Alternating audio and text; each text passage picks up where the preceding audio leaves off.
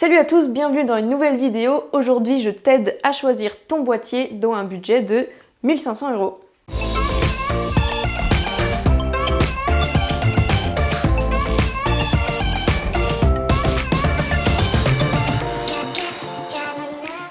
Si tu es vidéaste et que tu as envie d'investir dans un nouveau boîtier mais que ton budget est limité à 1500 €, alors cette vidéo est faite pour toi. Avant de te donner la liste des boîtiers que j'ai sélectionnés, n'oublie pas que j'ai déjà fait une vidéo sur mon matériel en voyage où j'ai tout détaillé, boîtier après objectif après accessoires. Le lien se trouve dans la description. J'ai sélectionné 4 boîtiers qui me semblent compétitifs les uns avec les autres et qui rentrent bien sûr dans ce budget de 1500 €. On commence tout de suite avec le A6600 qui est à environ 1100 € en ce moment. Il est sorti en 2019, c'est un boîtier hybride, donc relativement récent. Ses avantages, c'est qu'il fait du S-Log, de la 4K, de la Full HD à 100 fps, donc pour faire du ralenti. Par contre, ses inconvénients, c'est que c'est un capteur APS-C, donc un petit capteur qui sera forcément moins performant qu'un capteur full frame. Son autre avantage, c'est qu'il est assez loin en dessous de la barre des 1500 €, ce qui vous permet éventuellement d'acheter des accessoires ou même un objectif en plus de ce boîtier. Il y a ensuite l'A7 III qui est à 1500 € tout pile, ou presque selon les sites, qui est sorti en 2018, qui est également un hybride, donc qui est relativement récent. Et ses avantages, c'est que c'est bien sûr un capteur full frame, donc un capteur plein format qui va faire des très belles images. Il fait de la 4K. Il fait de la Full HD à 100 fps, donc du ralenti à 100 images secondes, et il fait du log. C'est un boîtier assez technique qui va se rapprocher des hybrides assez haut de gamme, donc c'est un très bon boîtier. Il y a aussi l'A7C qui est sorti en 2020 et qui est aussi à 1500 €, donc qui est très récent. Ses avantages, c'est les mêmes que l'A7 III, c'est-à-dire que c'est un full frame, qui fait de la 4K, il fait du 100 fps, il fait du log. Par contre, sa différence avec l'A7 III, qui peut être un avantage comme un inconvénient, mais ça dépend uniquement de vous, c'est qu'il a un format très compact. Donc c'est très bien pour vous si vous avez l'intention de l'emmener partout en voyage ou dans votre poche, etc. Ce n'est pas bien pour vous si vous avez l'intention d'avoir un boîtier un peu plus stable et un peu plus avec une prise en main meilleure. Et enfin, le dernier boîtier que j'ai à vous présenter, c'est le 6D Mark II. C'était important pour moi de le mettre parce que c'est le seul réflexe de la liste. Tous ceux d'avant sont des hybrides, donc des mirrorless, et j'avais quand même envie de vous proposer un réflexe parce que évidemment, c'est pas la même sensation entre un réflexe et un hybride, donc c'est à vous de choisir ce que vous préférez.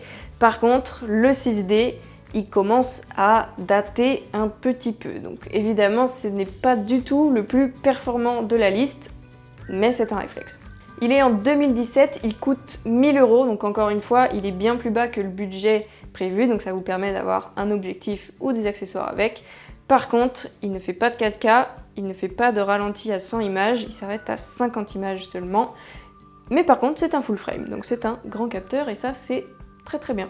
Pour vous donner un petit peu mon avis, quand j'ai commencé la vidéo chez News Production, j'avais un A6300, donc qui est le petit frère de l'A6600 que je vous ai présenté en tout début de vidéo.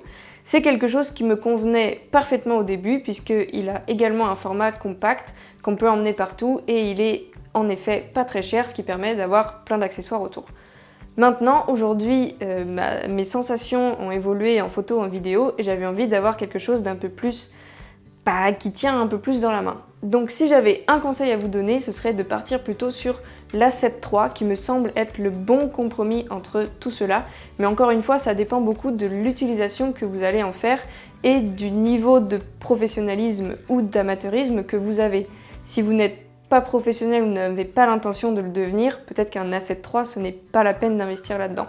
Et encore une fois, pour une question de sensation, entre hybride et réflexe, c'est à vous de vous faire votre propre idée. Moi, je préfère les réflexes, mais les hybrides, c'est ce qui se fait de plus aujourd'hui et ce qui tend, enfin c'est l'avenir plus ou moins de la photo et la vidéo. Donc c'est aussi important de s'habituer aux hybrides, mais c'est une question de sensation et c'est une question personnelle de ressenti une fois qu'on a le boîtier dans la main et qu'on s'en sert. Pour choisir un boîtier, et notamment par rapport à la date de sortie du boîtier, évidemment que plus vous prenez un boîtier qui a une date de sortie ancienne, moins les spécificités techniques seront avancées, dans le sens où tous les ans il sort des nouveaux boîtiers avec tous les ans des nouvelles technologies qui évoluent et qui sont encore meilleures, encore meilleures, encore meilleures. L'avantage de prendre un boîtier qui est un peu plus vieux, c'est évidemment le prix, c'est qu'il est moins cher. Donc là encore une fois, c'est à vous de vous poser la question, à savoir quel budget j'ai envie de mettre. Est-ce qu'il vaut pas mieux attendre dans 6 mois, 1 an, faire de la location en attendant pour investir dans un meilleur boîtier après? Est-ce que vous avez envie de prendre un boîtier qui certes sera un peu désuet dans 1 ou 2 ans, mais pour lequel vous n'aurez pas peur de le défoncer, pas peur de l'abîmer ou... Voilà.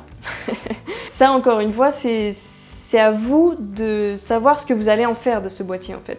Évidemment qu'un futur professionnel ou un professionnel n'aura pas la même utilisation, le même budget, les mêmes envies techniques aussi que un amateur ou quelqu'un qui veut juste un bon boîtier pour faire des vidéos de voyage, etc. Il faut bien vous dire que chaque année sortira un nouveau boîtier qui sera plus performant que celui que vous avez déjà. Même si vous achetez aujourd'hui le dernier cri, le dernier modèle qui vient de sortir, l'année prochaine il y aura un nouveau modèle qui sera encore meilleur, encore mieux, encore plus cher probablement. Mais dans tous les cas, un boîtier se démode et devient de plus en plus vieux. Bah oui, au fil du temps, c'est normal. Il faut vous poser la question de savoir, est-ce que j'ai envie de changer de boîtier rapidement ou pas? Est-ce que j'ai envie d'être toujours au plus haut de la technologie ou pas? Est-ce que j'en ai besoin aussi? Parce que peut-être que vous n'avez pas besoin du modèle dernier cri. Peut-être que vous avez aussi pas le budget pour ça, et c'est aussi pour ça qu'il y a cette vidéo pour moins de 1500 €. Évidemment que vous n'aurez pas le meilleur boîtier du monde à moins de 1500 €, mais c'est une bonne base pour commencer en tout cas. En tout cas voilà, il faut vous poser les bonnes questions, de savoir ce que vous voulez faire, ce que vous avez envie de faire aussi dans le futur, ce que vous prévoyez de faire pour votre évolution en tant que vidéaste, et voilà.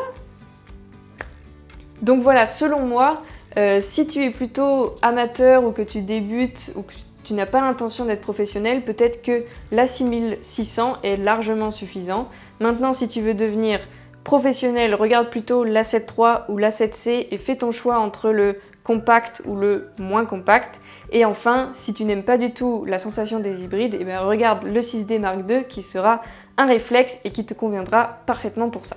N'hésite pas à me dire en commentaire si tu as d'autres boîtiers qui pourraient rentrer dans ce budget et qui sont intéressants au niveau des caractéristiques techniques. N'hésite pas aussi à me dire ce que toi tu utilises et peut-être que je ferai d'autres vidéos sur choisir son boîtier pour moins de 800 €, choisir son boîtier pour moins de 3000 €, etc. Peut-être que je ferai d'autres vidéos dans cette série.